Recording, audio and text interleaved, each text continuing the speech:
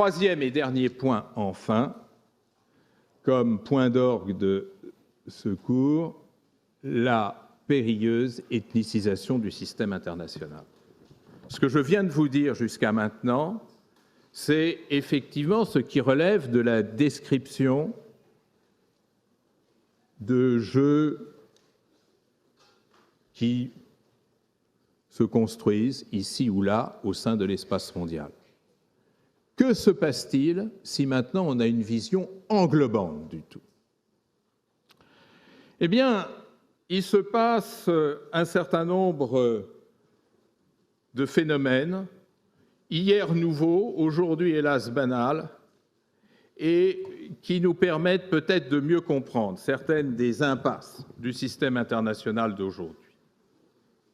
D'abord, une sorte d'instrumentalisation politique de la culture. On y reviendra longuement la semaine prochaine. La culture est captée pour servir ce pourquoi elle n'est pas faite, c'est-à-dire le gouvernement et l'action politique. Et ça, c'est la grande contradiction de notre système international aujourd'hui. Le passage de la culture dans les vaisseaux de la politique et l'empoisonnement de la politique qui en dérive. Pour gouverner, je vous donnais tout à l'heure l'exemple d'Habyarimana avec le génocide Tutsi, mais je pourrais vous donner beaucoup d'autres exemples, c'est-à-dire l'exacerbation par les gouvernements de la culture majoritaire de manière à obtenir un socle majoritaire de soutien qui se traduit par les progrès de la religion dans telle ou telle législation, qui se concrétise par la révision des programmes d'histoire, dans des manuels d'histoire, enseignant une mythologie nationale qui renvoie celle-ci, non pas à la pluralité qui la compose naturellement, mais au contraire à certaines identités qui se trouvent ainsi privilégiées. Mais aussi utilisation de la culture pour contester. Et ça, c'est un grand chapitre pour la semaine prochaine, où il faudra voir effectivement comment de plus en plus la mobilisation politique contre, la mobilisation politique contestataire se fait par usage des matériaux et des instruments culturels. Et c'est la raison pour laquelle la mobilisation en termes de classe ou en termes d'intérêt de plus en plus s'efface devant une mobilisation identitaire, plus facile à provoquer et généralement pourvoyeur d'énergie politique beaucoup plus élevée. C'est ainsi que les islamistes ont pu gagner en Iran en 1979, ont pu gagner en Tunisie, ont pu gagner pour un temps en Égypte, mais c'est aussi comme ça que quantité de mobilisations ont pu se faire à l'initiative des moines bouddhistes en Birmanie ou au Vietnam, ou à l'initiative des partis hindouistes en Inde. On y reviendra. Deuxièmement, et plus grave, la manière dont de plus en plus les frontières dans notre espace mondial se trouvent retravaillées en fonction du référent ethnique. Il y a eu un moment important qui a été finalement la première crise post-bipolaire dans l'Europe, qui a été la crise yougoslave, où l'erreur a probablement été de se précipiter vers des cartes définissant de façon tourmentée le domaine des Slovènes, des Croates, des Serbes, pour compliquer ensuite les Albanais du Kosovo, les Macédoniens et ce qui s'ensuit. Et il y a un accord déterminant de ce point de vue-là, qui ont été en 1995 les fameux accords de Dayton, qui pensaient pouvoir fabriquer la nouvelle Bosnie en distinguant territorialement en son sein entre des terres serbes et des terres croato-musulmanes. Si vous regardez une carte, vous voyez à quel point cette tentative de découpage géoethnique a conduit à des territoires tourmentés, à des frontières qui souvent passaient au milieu d'une rue, rendant du coup la vie de la cité quasiment impossible. Mais si c'était seulement que cela, est-ce que de Dayton n'est pas née une nouvelle grammaire géoethnique qui prétend que la solution des problèmes de demain se fera dans la séparation entre individus relevant d'identités conjoncturellement proclamées comme distinctes? Troisième conséquence, plus grave encore, les politiques de ghetto, enfermés dans des territoires qui n'ont plus aucune viabilité, des populations ainsi projetées dans des sortes de réserves. C'est ce que le régime d'apartheid en Afrique du Sud a voulu faire avec les populations noires, en dessinant des Bantoustans qui n'avaient d'autre viabilité qu'en vivant aux dépens de l'Afrique du Sud voisine. C'est un peu aussi, si vous regardez les cartes qui dérivent des accords d'Oslo de septembre 1993, ce à quoi on a condamné le peuple palestinien, ainsi destiné à vivre derrière un mur qui rend pratiquement impossible toute communication. Est-ce que véritablement la ghettoisation des ethnies dominées peut être reçue comme une solution durable? Pour leur dignité, d'une part, pour leur survie, mais surtout, on peut se poser la question pour la survie du système international. Que vaudra un système international qui se trouvera ainsi truffé, parsemé de ghettos, c'est-à-dire de territoires qui ne sont pas viables? D'où la force, effectivement, de la contre-offensive politique de la nation, qui vous explique, mais si vous voulez qu'une population vive et survive dans des conditions décentes, dans des conditions dignes, eh bien, il faut que ce territoire ait un minimum de viabilité, c'est-à-dire d'accès aux ressources naturelles, d'accès aux voisins, de libre circulation. Cette politique de ghettoisation, elle est encore, j'attire votre attention là-dessus, dans l'air du temps. Quatrième conséquence de cette ethnicisation du système international, c'est d'un certain point de vue une renaissance périlleuse des idéologies. Je vous disais tout à l'heure que les idéologies se sont éteintes pour laisser la place aux identités. Mais est-ce que la banalisation des identités ne crée pas en retour une sorte d'ersatz idéologique que nous connaissons bien, qui est en quelque sorte le socle idéologique de l'identité et qui est le populisme? Vous voyez comment, en manipulant l'identité, vous rejouez la partition du populisme. Qu'est-ce que c'est que le populisme? C'est marginaliser le programme de gouvernement pour privilégier l'appel au peuple.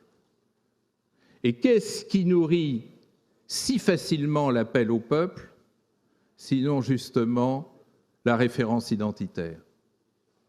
C'est ainsi que les partis d'extrême droite en Europe et un peu partout, aucun pays fait exception, que ce soit en Italie, en France, en Belgique, aux Pays-Bas, en Espagne, en Grèce, naît un néo-populisme d'où se trouve effacé tout effort programmatique, mais simplement cette volonté de construire un appel au peuple entièrement centré sur l'exacerbation de son identité.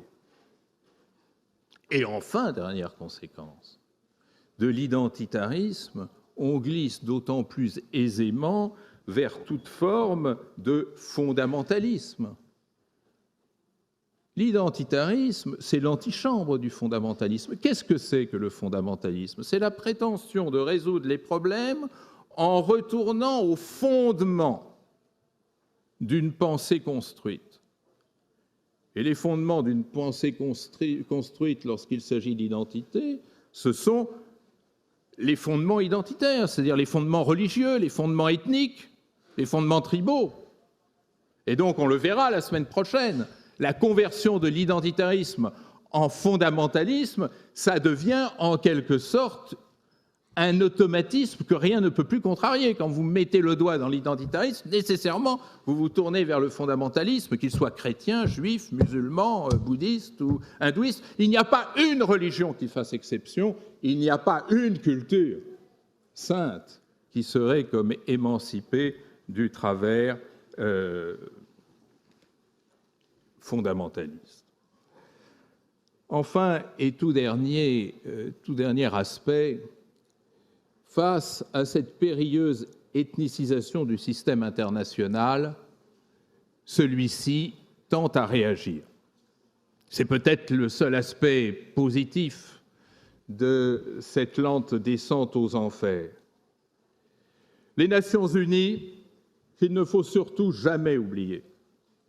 J'essaierai de vous montrer un peu plus tard qu'il n'y a pas d'autre sortie à nos problèmes que celle du multilatéralisme. Et les Nations Unies se sont penchées sur ces questions en disant, face à cette fièvre identitaire, on ne peut pas grand-chose, mais on peut au moins une chose que je vous annonçais en introduction du cours, c'est-à-dire assurer la protection des minorités qui sont victimes de cette fièvre identitaire. Ce 1/7 de l'humanité dont je vous parlais tout à l'heure. Rappelez-vous ce rapport des Nations Unies, appelé rapport COBO, C-O-B-O, du nom de son auteur, publié en 1987, et qui énonce non seulement un droit des minorités, ce qui est quelque chose d'infiniment respectable, dont je vous reparlerai dans un instant, mais va même un peu plus loin, en parlant d'un droit collectif à la sécession. Et c'est là qu'intervient la finesse que je laisse à votre méditation de la semaine. L'idée est de dire que certaines collectivités qui se revendiquent comme peuple ont le droit de devenir un peuple. Qui contesterait le droit des Palestiniens? La question est un peu plus débattue pour les Sahraouis, mais elle est aussi affirmée en ce qui les concerne. Le rapport des Nations Unies nous dit, dès lors qu'un peuple démontre qu'il a une continuité historique, il a un droit légitime à la sécession. Ce qui a conduit à énormément de déclarations, notamment la fameuse déclaration de l'Assemblée générale des Nations Unies de 2007, dite Déclaration des peuples indigènes, qui réclame la reconnaissance comme peuple. Mesdames et messieurs, grande question 5 minutes avant la fin. Quels sont les critères objectifs qui permettent de distinguer les vrais peuples des faux peuples? J'ai dit tout à l'heure, en citant le rapport COBO, ayant une continuité historique. J'avoue que je suis un peu embarrassé pour trouver des critères objectifs de continuité historique. C'est une continuité de langage, c'est une continuité d'affirmation, c'est une continuité de distinction culturelle. Je ne sais pas, je livre votre sujet, comme je l'ai dit tout à l'heure, à la médiation hebdomadaire. Mais ça, c'est une première piste, c'est-à-dire permettre aux Kanaks, permettre aux Palestiniens, permettre aux Sahraouis d'être aussi un peuple. Après tout, ils ont autant droit que des Français ou des Anglais. Et puis derrière cette question, et je termine là-dessus, s'en trouve une deuxième que je laisse à votre méditation, parce que tout ça n'est évidemment pas facile. Si un peuple ne peut pas démontrer son existence, au moins qu'il dispose de mécanismes institutionnels qui le protègent en tant que minorité, c'est-à-dire qui protègent ses droits religieux, ses droits familiaux, ses droits littéraires, ses droits linguistiques, le droit de parler sa langue, de pratiquer sa religion, de porter les costumes et les vêtements que l'on entend porter, et de ne pas faire comme Aristophane savait s'en moquer, de dénigrer, stigmatiser, montrer du doigt à la haine publique quelqu'un qui ne s'habille pas comme vous. Ce droit de protection des minorités, alors renvoie le rapport du PNUD de 2004, est très beau de ce point de vue-là, à tout un tas de pistes. Vous avez des solutions institutionnelles au problème des minorités permanentes ou des minorités pérennes, plus exactement. C'est le fédéralisme. Ce peut être l'autonomisation culturelle. Ce peut être, avec tous les dangers que ça peut comporter, le pluralisme juridique. Peut-être plusieurs droits à l'intérieur d'un même pays. Ce peut être le pluralisme linguistique. Ce peut être un programme d'aide économique et sociale. Là, ce n'est pas moi qui parle dans cette énumération, c'est le rapport du PNUD. C'est encore toute une piste ô combien difficile. Mesdames et messieurs, c'est ma conclusion. Je vous ai aujourd'hui présenté un sujet qui est un sujet difficile, non pas difficile à saisir et à comprendre, mais tellement difficile à résoudre. Il n'y a pas de solution, et j'ai été très prudent là-dedans. Il n'y a pas de solution. Ah mais si, il y en a une. Ah mais si, il y en a une. Et que celle-ci nous serve de trait d'union pour chacune de ces séances, le respect de l'autre.